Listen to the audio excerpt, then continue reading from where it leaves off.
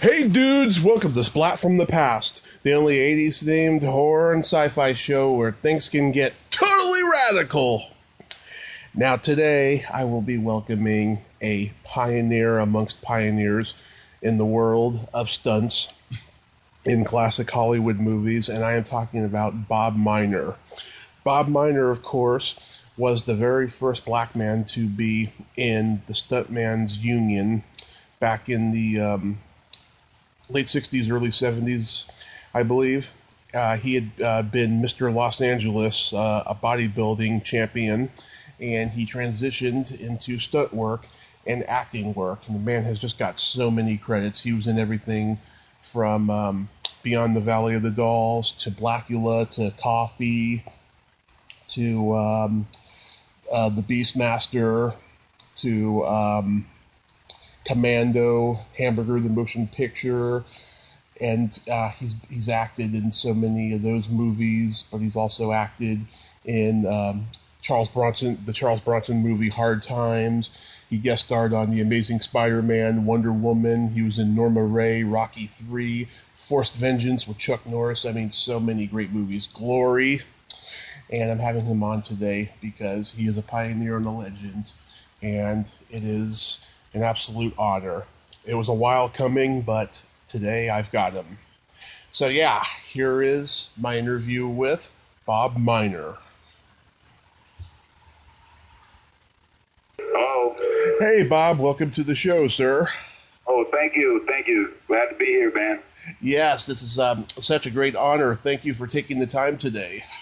Okay, great, man. Are we live now or what? Pre-recorded live. Okay, pre-recorded live, okay. So, going back in time, I know that you were a champion bodybuilder before getting into movies, but when you were growing up, did you gravitate toward athletics and acting early on in your childhood? Well, you know, I'm from Birmingham, Alabama, and my father moved us out to California when I was 8 years old, so no idea I was going to end up doing motion pictures until later on in life as a bodybuilder.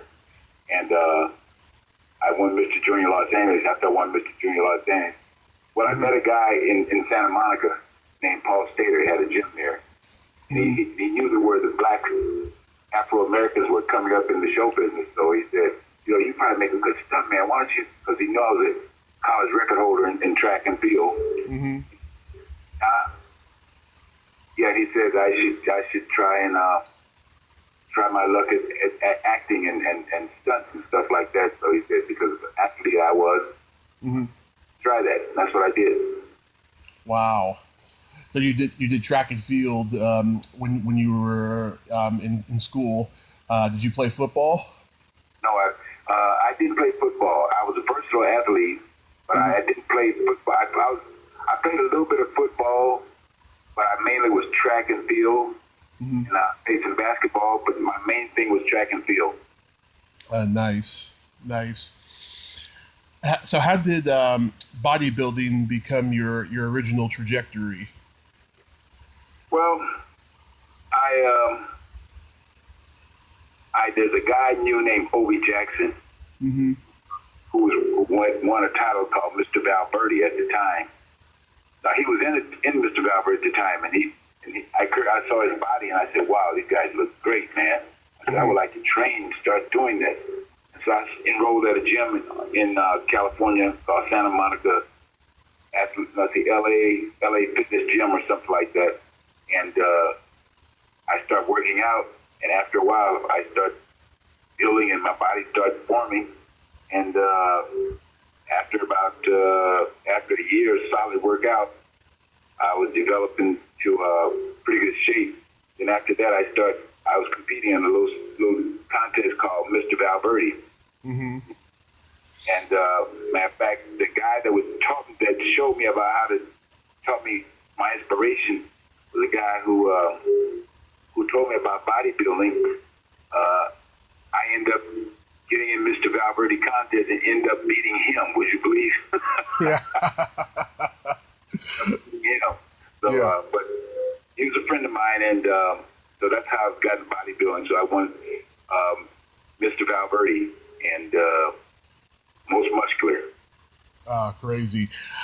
This was, pre-Arnold, pre-Lou Ferrigno during that time. Yeah, when you say pre-Arnold, yes. But, Arnold was he was a judge in a contest that I was in at Venice Beach. And I took second place in Venice Beach, and Arnold was a judge. And I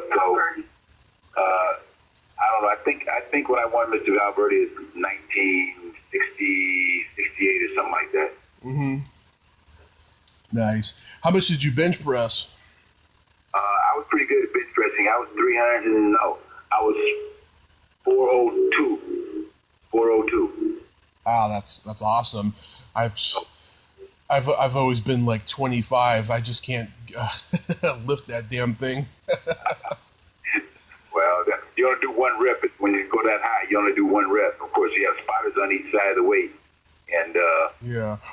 I mean, because if it's something messed up, I want to be able to lift it off me instead of killing me. Yeah. I was a pretty body as far as bench pressing and stuff like that. I was pretty good bench presser. Mm-hmm. Yeah, I played football in high school. We spent a lot of time in the weight room, and it was never my thing, lifting weights was never my thing. So yeah, you became Mr. Los Angeles. How did that feel? Well, I felt really good. It was Mr. Junior Los Angeles, actually. Mm-hmm. Oh, great. It was downtown at the Embassy Auditorium, and it was great. I used to go down there and watch a lot of the guys, and compete, and that's what really got me interested. And I started training real hard and for competition, and I started competing. Like I said, Mr. Valverde, Mr. Junior Los Angeles. Right. And, yeah. Let's see, I used to work out at Venice Beach for a little while, but I was working out mainly in L.A. on 67th and Broadway at the time. So. Wow. So how did that? You kind of just already touched on it, but how did that transition you into doing stunts for movies? Well, after a while, I met this guy. His name is Bill Cockrell. He worked on Hawaii Five-0. Mm-hmm. And he saw me. He said, have you ever thought about being a stuntman? I said, well, no, not really. He said, well, your athletic ability should allow you to be very good at that, especially since I see Afro-Americans coming up in the business now. And so I said, well, okay. So he introduced me to this. He said, I want you to go to this place in Santa Monica, the gym. A guy named Paul Stater owns it. And I went out there and this gym, Paul Stater, I told him he was recommended for me to see him. So after a while, I saw Paul Stater, and he was telling me about it's a great time to come in because Afro Americans really begin to make their mark. And so he said, well, my gym open. And so I paid, I think it was $200 or something like that for the I think it was a month or the course. I don't know. Anyway, so I paid $200, and it had to be for the course, not a month. And he said, but you can try. There's some boxing and training, and I'll teach you how to do fight scenes and stuff like that. And he taught me fight scenes and introduced me to one of his assistants, another stuntman named Larry Hope, which is a very good friend of mine. And he worked with me on a lot of stuff, such as fight scenes, boxing, fencing, and stuff like driving. I did on my own. I went to Bonnaroo School for High Performance Driving. Mm-hmm. Stuff like that. So and doing high falls, we did high falls off the billboard out on the street. So we put boxes down and tied the boxes together with a string. It was, just so high. Yeah. A tarp, which was sort of a tarp, like a blanket type over it, and we put a rope around it. And we dive into it, and that gives it just cushion enough to you go into it. See, now they have airbags, but see, that was what I learned. I learned on cardboard boxes and stuff like that. So, wow. Yeah. So that was one of the things I really had to learn that I was ended up pretty good at. And then you got into the union? Yes, I got into the Screen Actors Guild. I never worked extra in my life. However, a guy named Eddie Smith he did turn me on to a guy named Carl Joy, who did extra work at that time. And he said, and they said, well, there's a movie called The Great White Hope. And I worked on The Great White Hope as an extra, just went in the background. You know, it was my first time being on set. And on The Great White Hope. And after I did that for a couple of days, then I got my first movie, which was a movie called Beyond the Valley of the Dolls. Yes. Russ Myers was the director. And that was my first stunt movie where I was driving a car, hit a guy named James Englehart with a car. No, he had a double. I was doubling the actor James Englehart. I'm sorry, and he was doubling. Another guy was supposed to be Harrison Page, but I was stunt double. And he hit the car, went up on the hood, and busted the windshield in front of me by face. I said, "Oh no!" Anyway, so it worked out all right. So, and the guy fell off the hood, which he's supposed to, and then I just took off and went around, hit the curve, and go around the corner real fast and skidded. It was perfect. They got a big ovation, and I did my first driving stunt. It turned out good. But I thought I was going to turn the car over, but it didn't happen. Yeah, I just interviewed two of its female stars, Marsha McBroom and Dolly Reed. Oh, yeah, Marsha McBroom. I have her a picture on my wall, matter of fact. Yeah. Marsha McBroom. Yeah, wonderful lady. Both of them are. Yeah. You interviewed Marsha, huh? Yeah, I enjoyed talking to her. She was great. I'll be doggone. Well, I'm glad you did. Yeah. So. I don't know. Yeah. So getting into the movies you did stunts for, I'm going to mention the names. You tell me anything you remember. Okay. Blackula. Blackula. Was that with William Marshall? Yeah. Okay, well, see, I did Blackula and I did Blackula Scream. So I was the stunt coordinator of the second one, but the Blackula, I was not. I think that was with William Marshall. And I just with Blackula, I just remember his face. I think that was one that between the two, Blackula Scream, me and another guy was going down the street as pimps, gigolos, right? Yeah. As we're going down the street, we're past this opening, the door opening, and all of a sudden this guy stopped out. And I think I said to the guy, you know, who are you, or something like that. And I said, who you think you are, man? You all looking all crazy and stuff like that. And he just turned around and slapped the shit out of me. And, yeah, he slapped the shit out of me and knocked me through a window. And that was one of the ways that I had one of my first window attacks with him. Yeah, I talked to William Crane last year. He's an interesting guy. Huh? Oh, you talked to Bill Crane? Yeah. Oh yeah, I like Bill Crane, man. Yeah, he's a nice guy. Is he still around? What's he doing now? He's trying to make movies. You know, the distribution world is totally different now than it was back then. He's struggling with it, but he's writing, you know, scripts all the time and trying to get them made. Right. Wow. Yeah, Bill Crane. I love Bill Crane, man. Yeah, and he's raising a young kid too. Okay. All right. Yeah. Matter of fact, when I did this movie with Bernie Casey. Yeah. I think Bill Crane directed that, if I'm not mistaken. And I had to, as I was during doubling Bernie Casey, was at the Watts Tower, and they wanted me. Bernie Casey was climbing his Watts Tower, which is about 80 feet high. And the tower was a little bit more, but I went up about 80 feet. And after about 80 feet,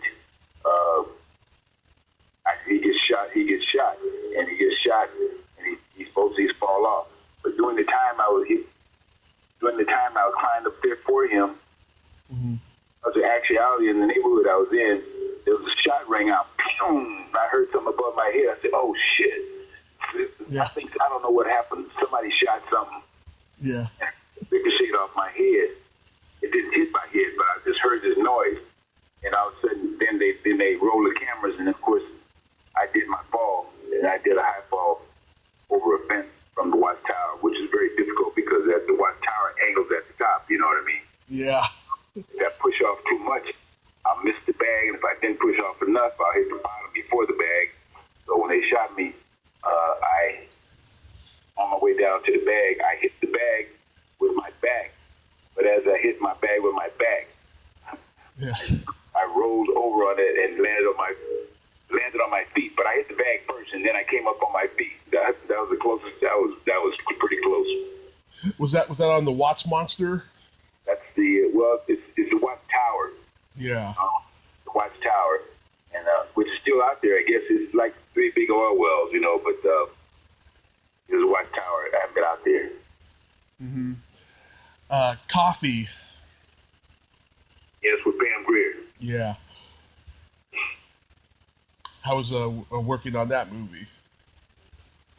Well, I loved it because I was with Pam Grier, and you know, Pam Grier was probably the hottest action actor at the time, and being Afro-American, I mean, she was really, really hot. And so her and I we got pretty close, and she was the beginning of a few movies that I did with her, and I had fun in Coffy, and hired a stunt girl to double her by the name of J.D. Davis, and which was tall, sort of looked like her once they put the same clothes on and makeup on. I mean, she looked like a split image. Mm-hmm. And that girl was very successful. And she got hurt on roller coaster. She broke her back. But I mean, she was part of my business, you know. Yeah. Yeah, you also did Foxy Brown with her. I'm the same as Foxy Brown. I was her vigilante leader because we see Foxy Brown. There's a scene with her, and I'm in back of her. And matter of fact, her real brother was in that scene too.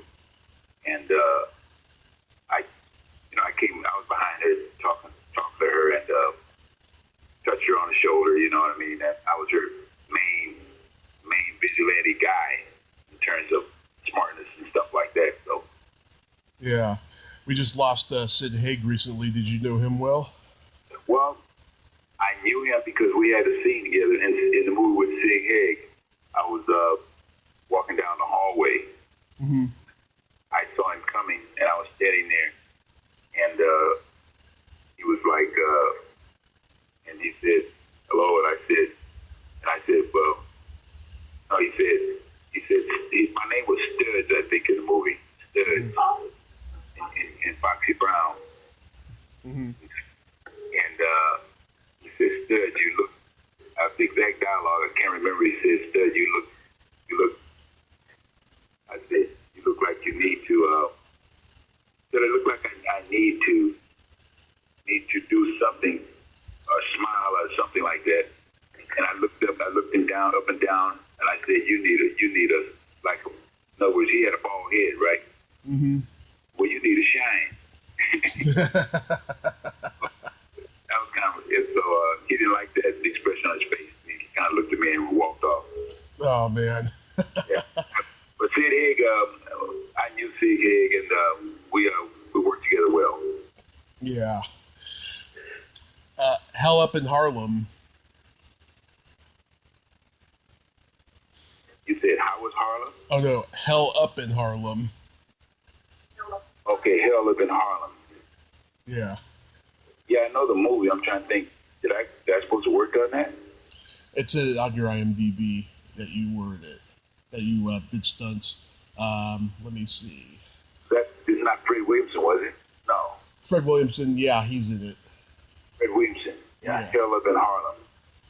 Yeah, that's what I doubled, because I doubled Fred Williamson quite a few movies. Matter of fact, I started off on Western, because I've done about 4 or 5 Westerns. Mm-hmm. I ended up doubling Fred Williamson on a movie called, excuse my French, called Dear Charlie. Yeah. and so that was his first movie with Nigger Charlie, and I doubled him. And the way I got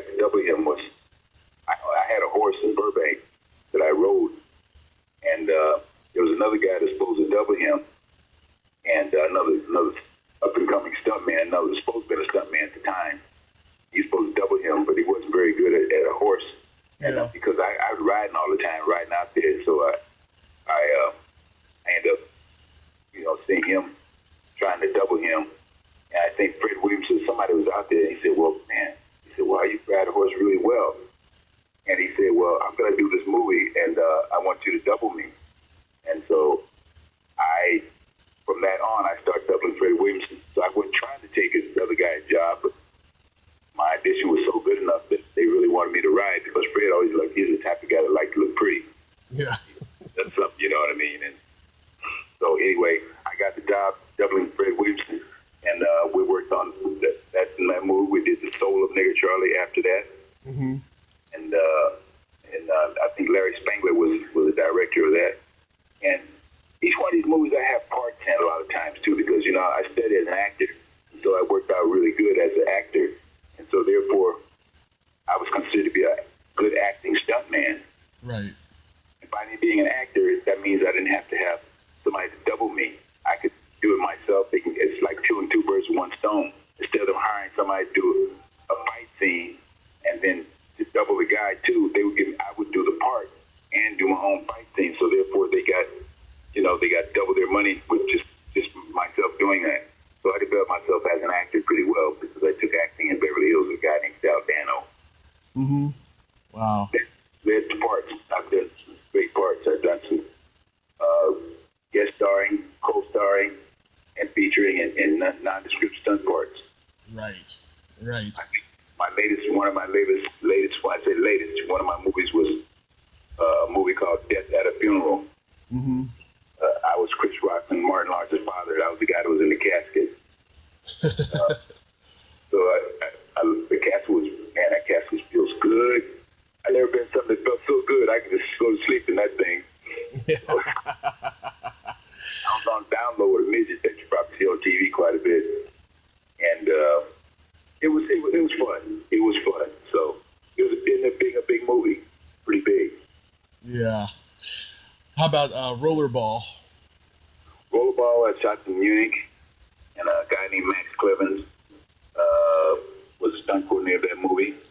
Mm-hmm. And he took me to Germany on that, because they were we had tryouts before. He wanted to see people at the skating rink, and he wanted to take, I think, a couple of black guys, and so I was one of the black guys that shined at the skating rink out there, and another guy that was pretty good. He kind of broke his leg or something like that. But anyway, I was accepted, and I went to Germany for 2 months.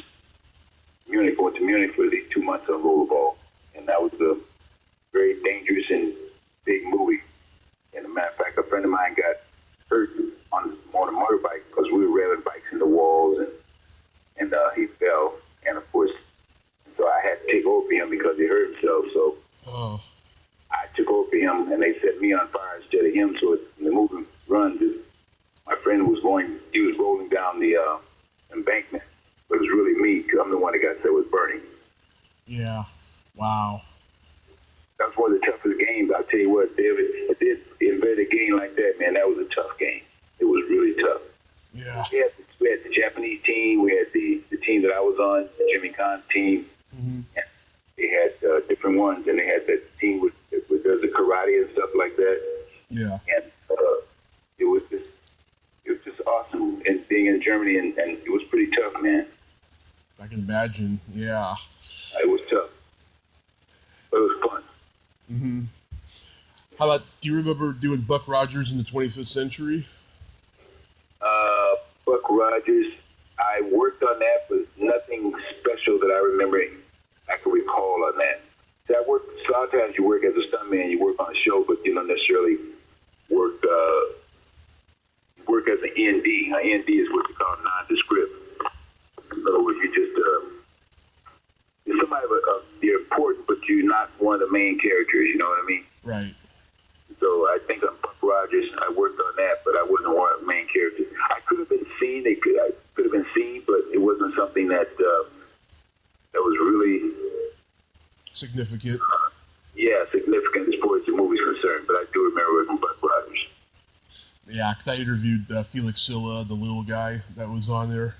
Mm-hmm. Yeah, he was great. All right, all right. How about Escape from New York? Escape from New York. Oh, yeah, I think, wasn't Isaac Hayes in that movie? That's Kurt Russell. Yeah, I remember, okay, I doubled Isaac Hayes. Mm-hmm. Because Isaac Hayes was driving a car with chandeliers, with the chandeliers on it. Yeah. Yeah, so we was on the New York Bridge, and I think, what's the name? Garbo, or what's her name? The actress. Adrienne Barbeau. Adrienne Barbeau, yeah, she was in that movie. But as I'm with driving stunt doubling for Isaac Hayes with this car with chandeliers on it and everything, you know, and yeah, it was quite funny. And I almost like crashed the car or something like that. I can't. But Adrienne Barbeau. Yeah, so I was definitely Isaac Hayes at that time. Mm-hmm. How was he? Was he a good guy? I like Isaac. Yeah, matter of fact, Isaac was very nice. I mean, we became very good friends. And matter of fact, once I came to LA, he was attending on my first marriage. He was there at my wedding, the very first one. He was one of the guys that was sitting there supporting me. Mm-hmm. Nice. Yeah, I interviewed one of his drummers from his album Hot Buttered Soul, and he was telling me just how the electricity of that album came together and what a genius he was. Mm-hmm. You know something? I worked with Isaac Hayes. Matter of fact, we worked Blues Brothers 2000 together. Oh yeah. Yeah, and that's the movie I got injured pretty good on that movie. Oh really? What happened? Well, there was a scene where it was a bunch of stunt guys on the car, and John Landis was the director. Mm-hmm. He wanted to take definitely an Afro-American, and I was the one that qualified where he liked me to send for me to take me to Canada. And so I went to Canada. I worked on the movie, and I did all kind of car stunts and all kinds of stuff, and then wrecks and turnovers and things like that. And then after almost 3 months of shooting, in the last day of shooting, I had to go through a construction site with the car, and my objective was to hit a pipe ramp, turn the car over. Mm-hmm. That was the objective, and I did exactly that. I hit the pipe ramp. I turned the car over, as it was on TV. Matter of fact, showing where a professional could do something and get hurt. Both these kids on those skateboards, you know what I mean? Yeah. Showing how somebody can get hurt like I did. So I hit the pipe ramp, turned the car over, and I think it's two or three times flips. And normally you have your thumbs up, and when you just know that you're okay. Everybody, and they never saw my thumb go up. They said, oh shit. So everybody came over to me. That's how they cut. And I was upside down, and I was more or less knocked out. And they were trying to get the car. A friend of mine was going to go up there and see was I all right. He crawled under the car, and they told us, don't do that. It was a stuntman because they didn't know what injury that I had. And so what they did, so I stayed upside down for, I think it was 8 or 9 minutes. Mm-hmm. Blood was coming to my head, but I didn't know anything. I was knocked out. And so they had the medevacs finally came, and the medevacs, people that got me out, and they would probably use the jaws of life, whatever it was, they just got me out of the car. Yeah. And so that was my big stud by getting hurt. So they threw me out to the hospital in Northridge. No, I stayed in the hospital in Canada for quite a while. Then I went to Northridge Hospital in Los Angeles. They flew me out in medevacs there. I stayed in the hospital there for 2 weeks. I was in ICU. And after 2 weeks, I stayed there for a while. And after that, I thought I was getting ready to go home, but they transferred me to a place called Coffy,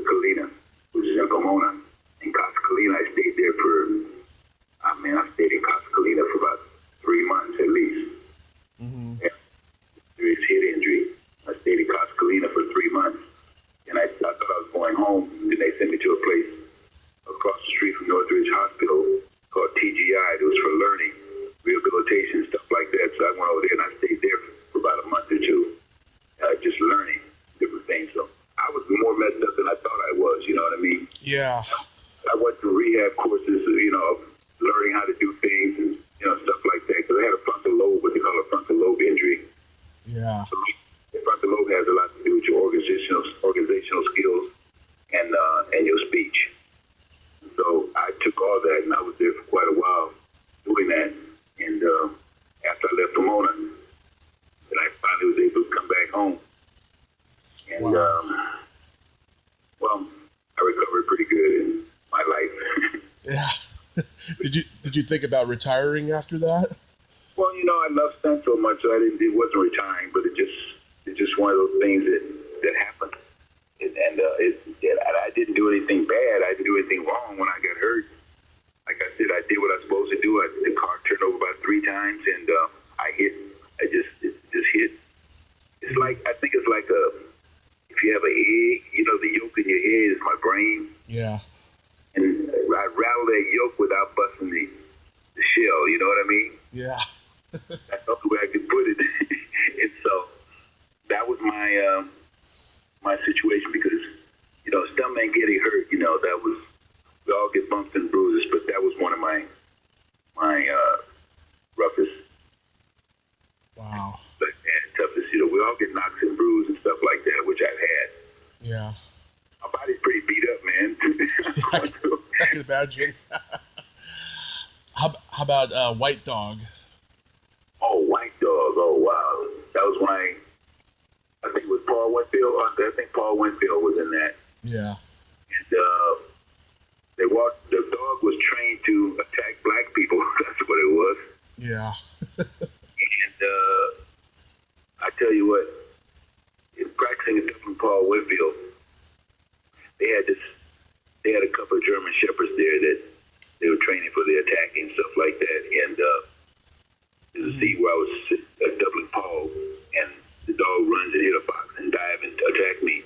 You know, I never knew a German shepherd could have so much strength in their jaws until that sucker lapped on me. Mm-hmm. Damn, man. I mean, they fight hard, man. I mean, it didn't hurt because I had the right protection on, but the grip that they have is just incredible. And so, in White Dog, that was one of my scenes I had in that. And I was a stunt coordinator at White Dog, too, I think. Yeah, White Dog. And was that Sam Fuller, I think? Sam Fuller? Yeah, Sam Fuller. Yeah. And so that was my experience with dogs. I didn't know they could bite so bad. They get a grip on you, boy, I tell you. Yeah. How about the Beastmaster? Oh, the Beastmaster. Let me see, the Beastmaster. I can't remember. I don't know. I know my wife was one who. She said, I don't know, Beastmaster. You know, Don Coscarelli. Yeah, you know, I really don't know that much about Beastmaster. I probably didn't have a significant role that I could remember on that. Yeah. I don't, but I did. I think I worked on that. I think that was the show that I was on a horse on. Some horses were, we were charging. I know we were charging. I was on a horse, and they had dug up the ground, and in the scene where they had these riders were supposed to go, and they don't know that it's a whole bunch of water. It's not water. It wasn't water. It was kerosene and stuff like that. And they put that in there, and they throw dirt on top, so you think you don't think it's kerosene on there. You just think it's normal ground. Yeah. And as you're riding that horse at full speed, which I was doing, and when I hit that spot, man, it went in there and in the water and stuff like that, and it had fire in it. It had fire in there. That's what it was. And I got, my arm was on fire and everything, so that was one of my first fire burns. And that was, like I said, that was another phase of stunt, being a stuntman. Yeah. Here's a movie I'm sure you probably thought nobody saw, but I've seen this 100 times. Hamburger the Motion Picture. Oh, Hamburger, yeah. Okay, I think. What's messed up? That was Diane, remember? Diane? one that talks about them all the time. Anyway, I remember Hamburger. That was, and I don't know who the cast was. Who was the cast in that? Do you know? Lee McCloskey, Sandy Hackett, Dick Butkus. Okay, I think the scene that I was in, it was a hamburger stand or something like that, and Yeah, you're at the drive-through on the motorcycle, and you're trying to order. Dick Butkus is saying those awful racist things to you, and he gets you all fired up to come back with all the other black cops to destroy the place. You remember that better than me, because I tell you what, I've done so many movies, man, and I don't remember that movie in detail. Yeah. I remember going through a scene where I was going through the drive-through, something like that. Yeah. But after you said, so you're telling me stuff that I remember what you're talking about. Yeah. The hamburger, I remember that. That was nice. Yeah, I talked to an actress from the movie. She said the smell of the restaurant became unbearable once the chicken truck crashed it. That probably was. Yeah. One of my biggest TV shows that I did Magnum PI. Yeah. I did Magnum PI for eight years. And the first 2 years I was going back and forth doubling Roger E. Mosley, the helicopter pilot. Mm-hmm. And after 2 years, I was on it as a permanent stunt coordinator. And I hired guys and bring them up to Hawaii from LA. And for sometimes out of 2 weeks' work, sometimes they might work 1 to 2 days, but otherwise they're on the beach enjoying it, but getting their tan. Yeah. It was Tom, it was a good show. I mean, I liked it. I guest starred on the show about 2 or 3 times. Yeah. As an actor, so Tom Selleck was a great guy to work with, and being in Hawaii on Magnum PI. Mm-hmm. I had so much fun. Yeah, I like that show a lot. Did you double for Ernie Hudson in Ghostbusters 2? No, I did not. I'm familiar with that, but I didn't double for him. Mm-hmm. Unless you saw somewhere I was supposed to double him. You didn't see that, did you? No, I was just curious. Oh, no, I didn't do that. No, I didn't. Mm-hmm. So, getting into some acting roles, the swinging cheerleaders. Oh, yeah, the swinging cheerleaders. Yeah.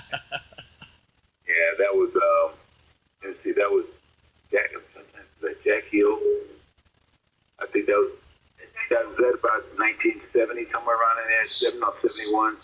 74. Oh, it was? Okay. Mm-hmm. Jack Hill.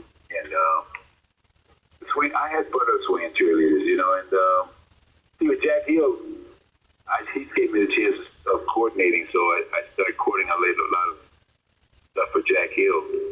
And the swinging cheerleaders was, I think I was a cop, and I was a cop in that, and dealing with those young girls was a trip, man. Those little young juvenile gangs, they're trying to be tough. Yeah. And it was fun. It was fun dealing with those girls. Yeah. How about Hard Times? Hard Times with Charles Bronson? Yep. Hard Times, the best thing I remember about Hard Times was when they sent for me. Last one was available. I told them, yeah, they said we want you to travel. Then the next day was Thanksgiving. I said, they said, don't you travel on Thanksgiving? I said, yeah. And no, they said, yeah. So they traveled me on Thanksgiving, which I had to pay. They paid double time. Mm-hmm. One day I did what I had to do. And then the next day I came back home. So I stayed up there for 3 days, but I got big money for hard times. Wow. Yeah, to me, that's Charles Bronson's best movie. I mean, and one of the best on-screen fights ever is with him and Bob Tessier in that movie. Oh, that's right, Bob Tessier. I worked on Bob Tessier in the Deep.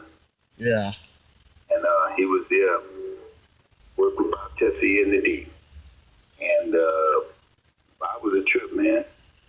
And this was a black guy, Earl Maynard. I think Earl Maynard or something like that was in the Deep also. He's a bodybuilder. Yeah. He's a bodybuilder. I think it's Earl Maynard. And he's a black guy. So the Deep was a lot of fun. And but there's another tall guy, black guy. What's his name? I think his name right now. Anyway, he was. So anyway, I had a lot of fun in the movie.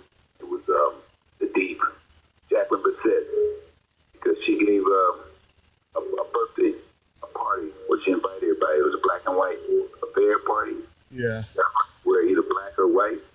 Yeah. So after I got back home, I gave a black and white party too. You had to wear a black outfit or a white outfit. So my black outfit, I dedicate that to Jacqueline Bissett, and had a little part in that as well. We had her on the bed, and my scene was I have a chicken foot, and we dip the chicken foot inside some blood, and she was lying on the bed, and I take that and rub it all on her stomach with the chicken foot. Yeah. That was a big scene for me. It was fun scene, though. Are you talking about Dick Anthony Williams? Yes, Dick Anthony Williams, that's who it was. Yeah.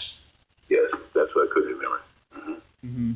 Do you remember guest starring on The Amazing Spider-Man? I remember to see. Did I work on that? It said it on here. We know how inaccurate IMDb can be sometimes. Well, I could have worked on it, but I probably did have a day or so or two as a nondescript, probably. Nothing what I call significant for me to remember, but I do remember Spider-Man. Mm-hmm. Yeah, I talked to Nicholas Hammond, who played him, and the woman who played his love interest on the show, Ellen Brie. How about Wonder Woman? Wonder Woman, I worked on Wonder Woman, and what I remember was Wonder Woman I played a character and she was having a fight, and we were fighting, and I did something. I hit her. I don't know if I hit her or she hit at me. Anyway, I tried to block it or whatever it was, and then I got a ganglion I hurt my wrist. So I got a ganglion developed on my wrist, which is a knot that comes up there, you know. Mm-hmm. And so that's one of the things when somebody mentioned Wonder Woman. That's one of the things I think about how I hurt my wrist. Yeah. And after I went to the doctor, I had this knot on there, and I held it out to the doctor. He looked at it and said, He picked up a book and slammed it on my wrist. The knot went away. Shit. He slammed my wrist, and so my ganglion busted. I guess I don't know what it did, but it felt good. But I do remember that with Wonder Woman. Yeah. And also, too, Craig T. Nelson was in that episode, one of his earliest acting roles. Mm-hmm. Yeah.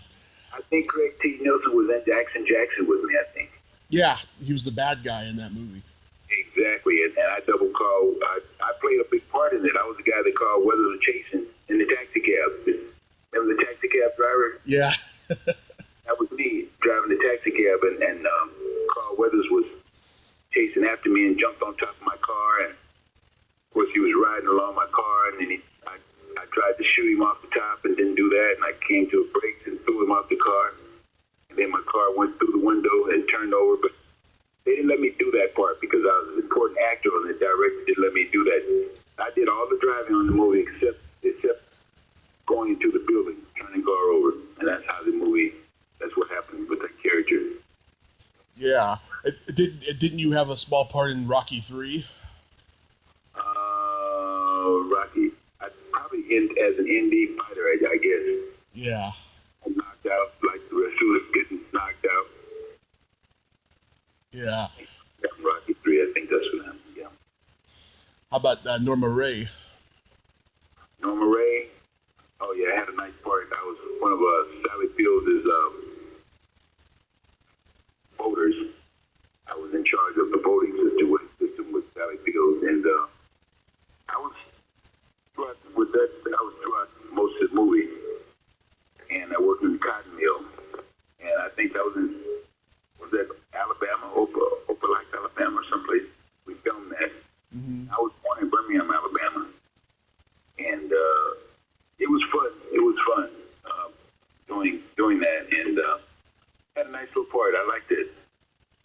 Yeah. I did not realize that movie did not do super well at the box office. I mean, it was critically acclaimed and it got Academy Awards and so forth, but I didn't realize it didn't do what you thought it was going to do. Huh? Yeah, it didn't make big box office numbers. I found out that out about quite a number of iconic movies. You know. Wow. Yeah. I liked it, but like I said, it was as you thought it was, but it was my pocketbook. They got to pay me just as well. That would have to depend on how much the movie does in the end, because we got money up front. And also we get it as it comes on TV again. We get royalties. Oh yeah, on TV all the time. But yeah, that's one of the things I love. And Magnum PI was when it was in syndication. I would get big checks from Magnum PI. As a matter of fact, I get checks from anything that I've done. Mm-hmm. How about Forced Vengeance with Chuck Norris? Oh, Forced Vengeance with Chuck Norris? Yeah. Yeah. Yeah. I love Chuck Norris, and Forced Vengeance was. I had a nice role in Forced Vengeance also, and one of my scenes that I had was let's see, I had this shotgun. I had this fight with this big sumo looking. Well, he wasn't a sumo, a big Chinese guy.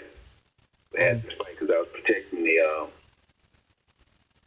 Chuck Norris's girlfriend and another girl in a room, and the guy came in, busted in the cabin one night, and I shot my shotgun off, and I don't know whether it wounded him or not. Anyway, we had a big fight, and I was kicking his ass, man, for a while.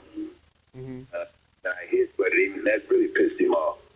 And so when I hit Buddy, he just grabbed me around in a bear hug, and he gave a big heave, man, and I hurt my back up, so my back broke, and he laid me down. That's my back broke, and as he was assaulting one of the girls, mm-hmm. I was able to watch all this happening, and with tears in my eyes, and I wasn't dead, but I was pretty well beat up, and I couldn't do anything. But I saw him, and he raped this girl, and I just couldn't do anything. And Chuck Norris finally came in, and he looked at me, and I tried to tell him what happened, and before I passed away, and I passed away. Now that was one of the big scenes I had, because I had a nice part in that. Yeah. I don't know whether he was classified as co-starring or what, but I had a nice scene in the movie. Mm-hmm. Well, my earliest memory of you was in Commando. Oh, yeah. With Arnold? Yeah. Trying to save his daughter or something like that? Yeah. Yeah, trying to save his daughter. And I think he said something about he could smell him or something like that. I said he could smell him, or I don't know. Yeah, you think I could smell them coming, and he's like, I did, you know? Exactly. Yeah. And that was nice. Commando. Mm-hmm. I never thought he'd end up being our governor. Yeah, I didn't think so either. It's one of those things where Arnold Schwarzenegger was our governor. What he's doing now, I don't know, but he's not governor anymore. Anyway, he went pretty big in politics. Nobody was expecting that, I don't think. Yeah, I don't think anybody did. It's amazing to me. Isn't that the shot where I got killed? Somebody killed me, and then I was in the door, and then they opened the door, and then I fell out the door of the roof. Yeah. And that's why the hardest fall, because I did the fall where they didn't want you to put your hands down, right? Yeah. So I did not put my hands down. But when I hit that dog on top of that roof, man, it knocked the crap out of me. That was like I say, it was just life of a stuntman. So if anybody's listening want to be a stuntman, don't just think you could be a stuntman, because you got to go through training, and it's tough. And your life is always on the line. Some of the most simplest things sometimes is the ones that take you out, man. I know. Look what happened to Dar Robinson. Oh yeah, Dar Robinson was a friend of mine. Matter of fact, he got killed on that. He got killed on was it motorcycle? No, what was that? I think it was a motorcycle. Exactly, motorcycle. And yeah, wow. Yeah, I know. I read that the movie that you're the most proud of is Glory. Oh, Glory. Yeah. Glory, I know I love Glory, man. That was exactly, I'm really proud of Glory.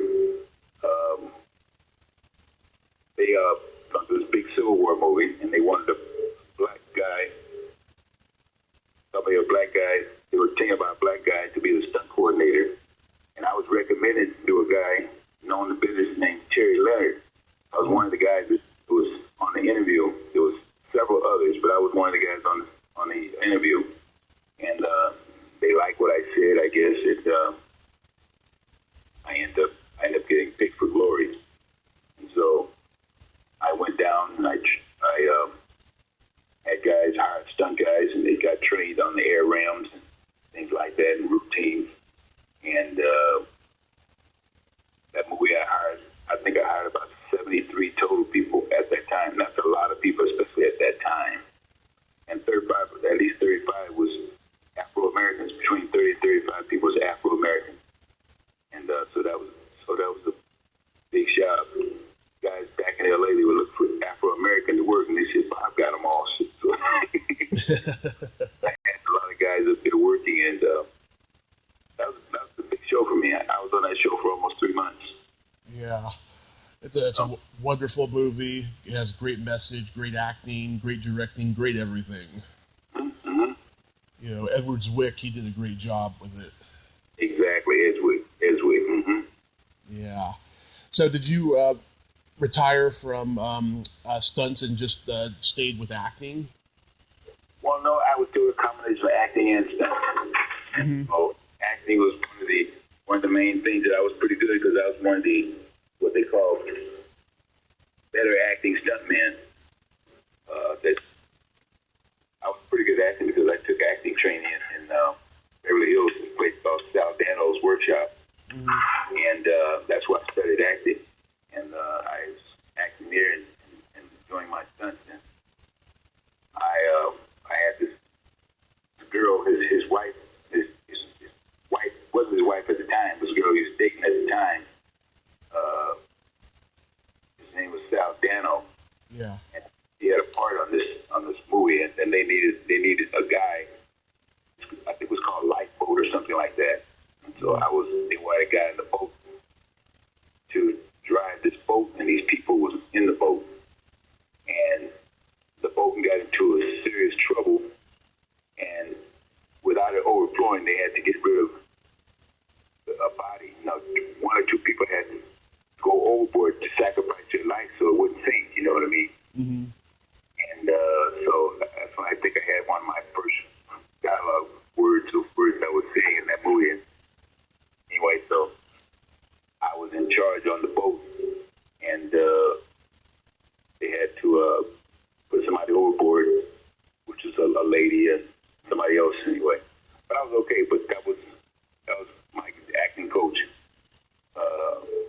introduced me to his girlfriend on that, and they said, "Wow, Bob, you handle that line pretty good.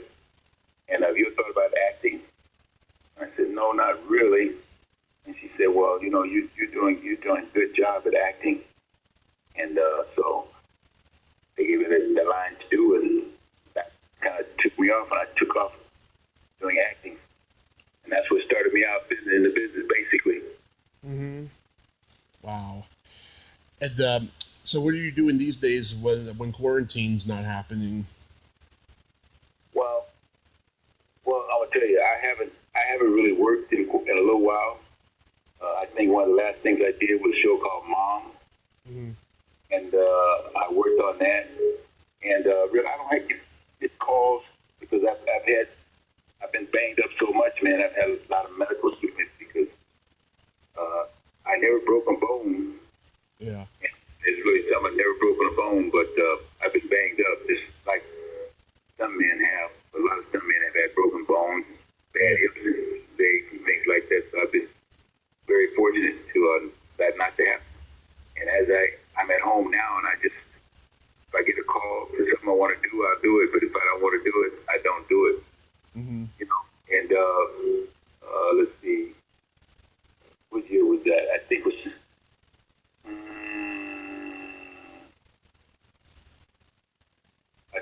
2017, I don't know whether you know that I was inducted into the Smithsonian Museum in Washington, D.C. Mm-hmm. I'm one of the few stuntmen that's ever been inducted into the museum in the Smithsonian. And matter of fact, they have where they show you, if you go there now, if you went there in Washington, D.C., and during your travel through the Smithsonian, they have a screen in there for the entertainment section, and they're showing video of movies. And I'm one with me and Pam Grier have a scene together that's in there. I've had some people call me and told me, they said, I saw you. I said, wow. So they still have my picture of this. I think it runs indefinitely, I think. Mm-hmm. Picture me and Pam Grier in a movie from when I was with her and Foxy Brown. Mm-hmm. Had a couple of scenes of that movie. Mm-hmm. Which we talked about that earlier. But your health is good? My health is good. I mean, when I say good, it's like I said, I haven't had broken bones or anything like that. My back, I have lower back problem right now. It's probably from getting beat up so many years, So, so like I said, I've had back problem. I have my aches and bruises and pain. And if they call me now, I would be particular about what I do. I would do footballs and stuff like that, but I'm not going to do car turnovers. My doctor would kill me if I do turnover cars and jumping off this building. Because when I doubled 50-48 in the movie, Let's Do It Again. Yeah. I doubled him, and I was on a 13-story building, and I had to go 18.5 feet to the other side. So I did a leap of 18.5 feet on the other side of the building. Mm-hmm. 13 stories high, 18.5 feet wide. That's what it was. And I did that for Sidney Poitier, and he loved it. It was about 2 o'clock in the morning. There was about 100 people out there came out and gave me a cheer ovation. I went to the edge of the roof and gave my little curtail bow. I was just glad I made it, man, because if I had a miss, man, I would have been deep shit. Yes. We had a net down there, but that was, if I would, the net probably would stop me from smashing myself, but if I would have missed, I would have hit the other building on the other side, and I would have hurt myself pretty bad just by hitting the other building. Yeah, wow, that's amazing. That's courageous, man. Yeah. Wow. Do you think that stuntmen should be recognized in the academy? Something, I think so. Whether that'll happen or not, I don't know. Mm-hmm. I think we're worthy of having that to be recognized in the academy. I just don't know whether we'll get to that day or not. But, we might. I don't know. I mean, because right now they got the World Stunt Awards, and which I was on the Blue Ribbon, and ran by the Blue Ribbon Committee. I was on that committee for 10 years. Yeah. And where they have best fight scene, best car scene and stuff like that. And people that have won awards for it. But I was on the Blue Ribbon Committee, and I know my name was in the mix at one time for the Achievement Award, but I don't know why I never got it. I don't know what happened, because there are a couple of people on there that I don't know. That shape of mine, I can't do anything about that. Like I said, I really don't know. Yeah, because I talked to Spice Williams, and she said, yeah, they definitely need to be recognized by the Academy because of all the just brave stunts that they do, Mm-hmm. Yeah, well, we should be. Whether it happen or not, I don't know. But they definitely should be. Because we're like the forgotten man on the totem pole. And we're the ones that make actors and movies look good. I mean, when I was doubling Fred Williamson, I'm just saying, Fred Williamson, the big macho Brown, and when I was doubling Jim Brown, Fred Williamson, those guys, you see them guys in the movie, you see them kicking ass and doing this and doing that. And, but see, it's people like me that's kicking the ass for them. They get them on what they call close-up shots. And when they pull away, I'm in the master scene doing all the heavy rough stuff, but they come in and do the smiles and and this and pretend it's them. They don't have me in on love scenes though. When they should have me doubling them on love scenes, but they get on love scenes with the women. Yeah, I heard that's a lot of fun. Yeah. Yeah, so that's just life with stuntman. That's okay. Mm-hmm. Yeah, I know. You remember that show, The Fall Guy? Yes. With Lee Majors? Yeah. He says the hardest thing I'll ever do is watch my leading ladies kiss some other guy while I'm bandaging my knee. In the lyrics of the song. Yeah. Yeah. I had a part on that. I was a savate. Yeah. Fighter, and where I fight with my legs, my feet only. Mm-hmm. I was pretty good in that, but of course, I got my ass whooped with Lee Major's star. I can't beat him, so. But yeah, that was $6 Million Man. A friend of mine named Vince Dedrick used to run that show. Vince is not with us anymore, and worked on that show several times. It was fun. Well, one last thing I wanted to ask you: is it true that you turned down to play Swamp Thing in the sequel? Yes, I did. I think I was busy. I was going to do something else, but that's why I couldn't do it. But I had a chance to be. They did the Swamp Thing. I don't know whether another guy named Dick Durock or did the Swamp Thing or who it was that. Yeah. But I did turn that down. I didn't get a chance to do that, and that was one. People said, "Man, you turned down." I said, "Yes, I did. You turned down Swamp Thing," and yes, I did.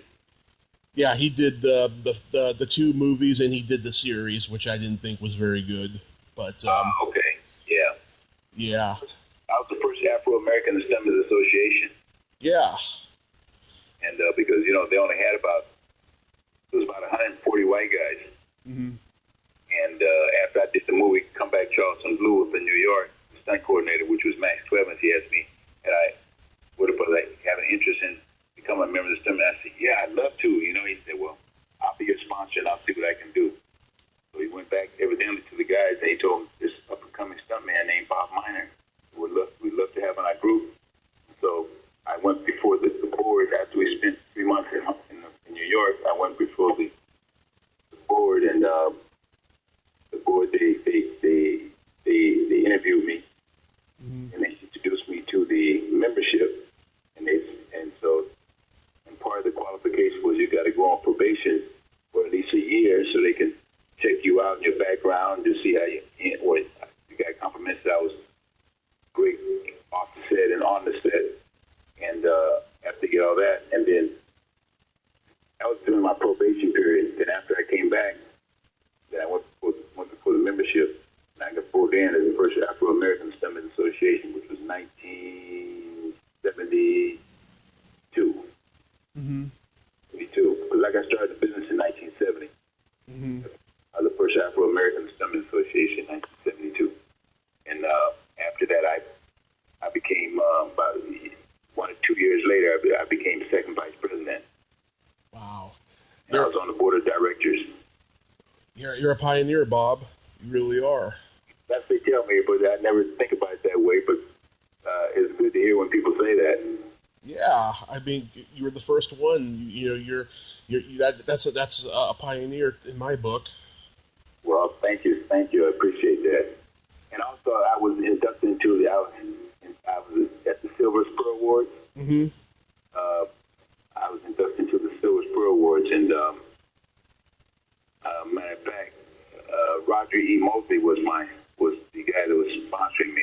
He represented me. He spoke for me. That, and so I got the honor of being admitted to the Silver Spur Award. But prior to that, I was the spokesperson for Lou Gossett at the Silver Spur Award.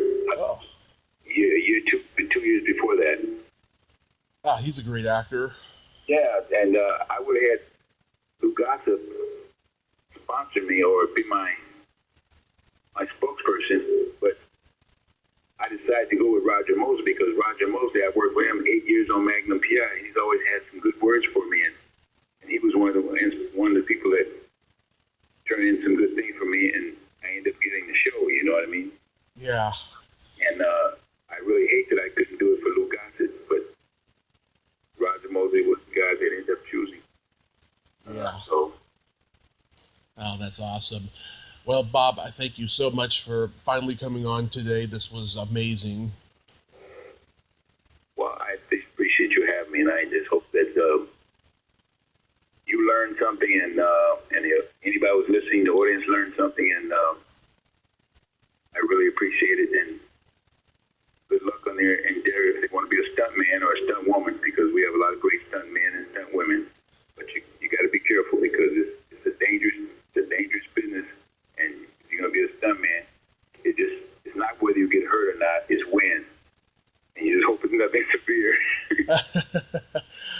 I'm already a survivor of a car accident. I got lots of metal in my leg because I broke it in 7 places, so I could never do stunts. But I admire people like you who have done stunts, and I wish you so much continued success and health, and stay safe, and take care of you and your wife.